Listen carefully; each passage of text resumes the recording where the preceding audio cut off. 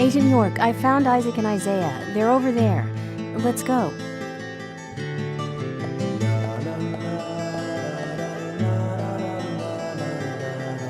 Hello again, Isaac and Isaiah. I hear you're teaching Willie to do tricks. What's your secret? It's easy. Really simple.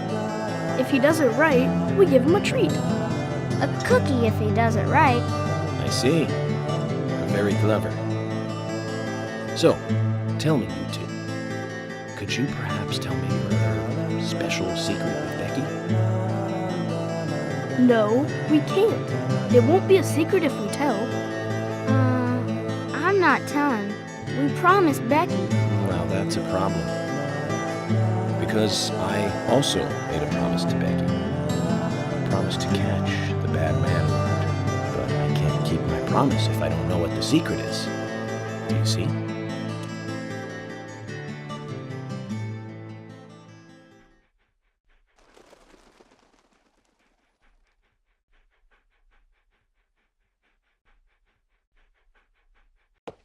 She told us to give Diane a box.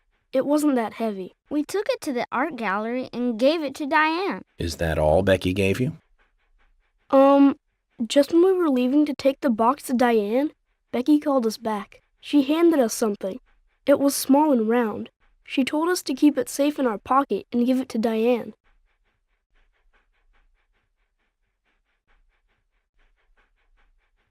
And then you met Carol on your way?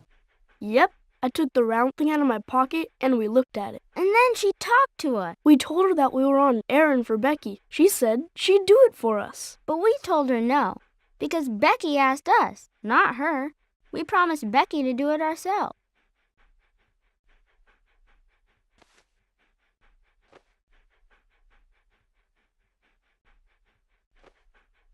So Becky did entrust the locket to them. And now Carol has it. Right, Kaysen? Huh? You were in the room when Carol took the locket back from Diane. I saw you with Diane in the art gallery that day. Well, yeah, I was there in the room, but I was only chatting with Diane. Oh, then Carol burst in, all angry looking. While Carol and Diane had their talk, I just sat there like a frog.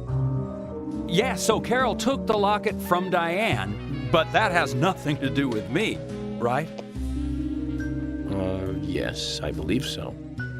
But from this instant, you are now a key witness in this case. I'm afraid you can't leave town until you hear from me. What? Can you do that? This is all starting to sound a little like Alice in Wonderland. Which makes you Humpty Dumpty. Huh? Isaac and Isaiah, thank you.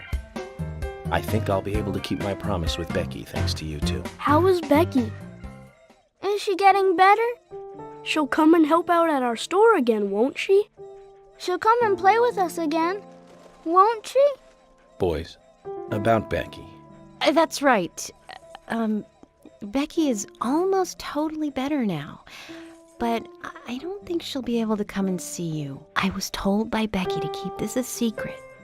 But she's actually a goddess of the forest, just like Anna. I think she's gonna be in the forest with Anna for a while. Cool. We'll keep this a secret then, too. Wow, that's why Anna and Becky are such good friends. Okay, Willie. You're happy too, aren't you? Zach, I hope Emily doesn't end up as a forest goddess too.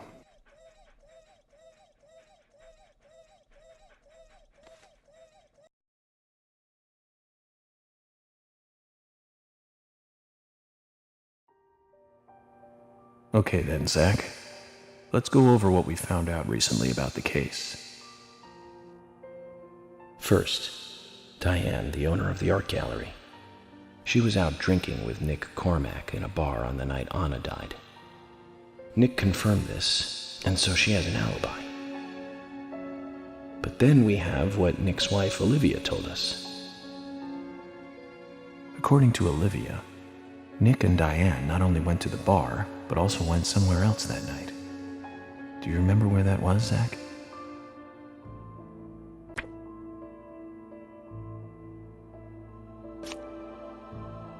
That's right, the art gallery.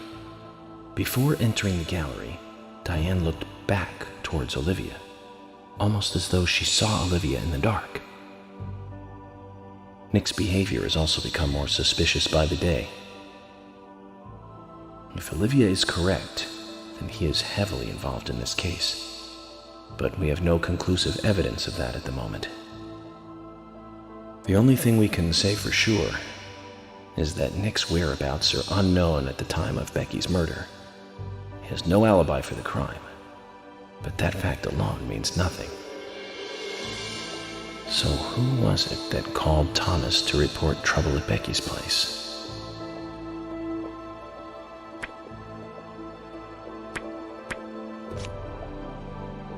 That's right.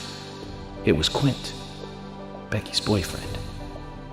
He went to her house and saw the tragedy. Now, about Becky's murder. I'm embarrassed and mortified. Killer struck again while we were on the case. We found her bitten off tongue, a massive amount of red seeds that poured out with the blood, and an inverted peace symbol like the one seen at the site of Anna's murder. From the similarities, one can deduce that Anna's killer killed Becky. We also found one other important piece of evidence in Becky's room. Can you remember what that was, Zach?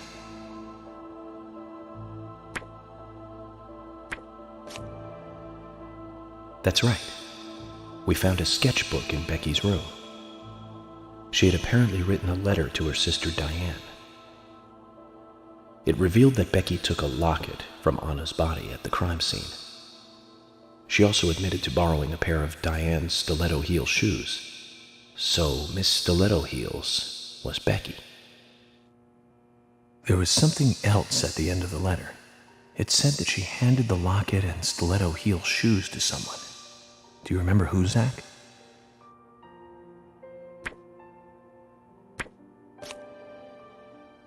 That's right, Zach. And from what Isaac and Isaiah told us, Carol offered to take the items to Diane, but the twins refused. They gave them to Diane themselves, as they had promised. For some reason, Carol wanted the locket. She ended up storming into the gallery to take it from Diane. And when Carol took the locket from Diane, Kaysen just happened to be there. Is Kaysen involved in this? Or was he just there by coincidence? I wonder what's so special about the locket, too. Why did Carol want it so badly? The questions are mounting. Come to think of it, Quint, the first witness, has no alibi for Becky's death. We checked the phone records, and his call definitely came from her house. Is it possible he attacked Becky and then called us from the scene? But everyone is suspicious one way or another. What should we do next, Zach? Okay, who's the most suspicious?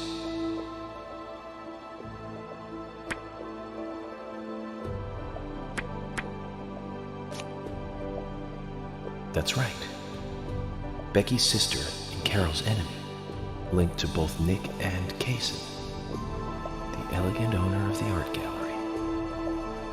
Zach, that's our next move. We'll start with Diane.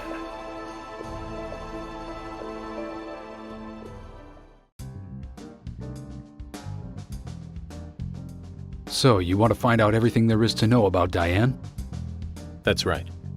There's just too many things that we don't know. First, we need more intel about the relationship between Nick and Diane. How? Nick and Diane meet every night at the bar. Let's use that. George, we'll need you to stake out the gallery. What do you mean? Wait in the parking lot of the art gallery and tail Diane when she leaves. If she goes anywhere other than the bar, you let me know. Emily, you take the diner. Wait for Nick and tail him to the bar too. As with George, if he goes anywhere else, then you let me know. Okay. Thomas, you keep a watch on them inside the bar. Yes, I will. I'll be waiting in the parking lot of the bar. Once Nick and Diane are together, I will follow them wherever they go. What time do they usually show up, Thomas? Around the same time, usually between 22 and 2300. Then at that time we do it, boys and girls.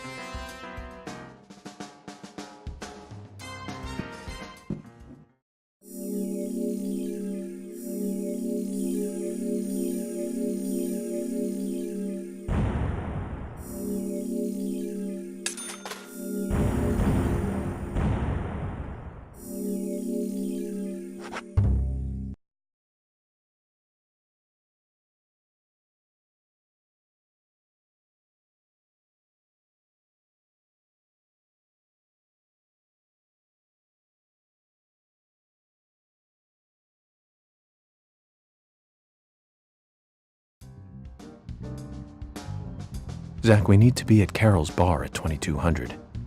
Looks like we have some time to kill. We can go to the diner and see how Nick and Olivia are doing.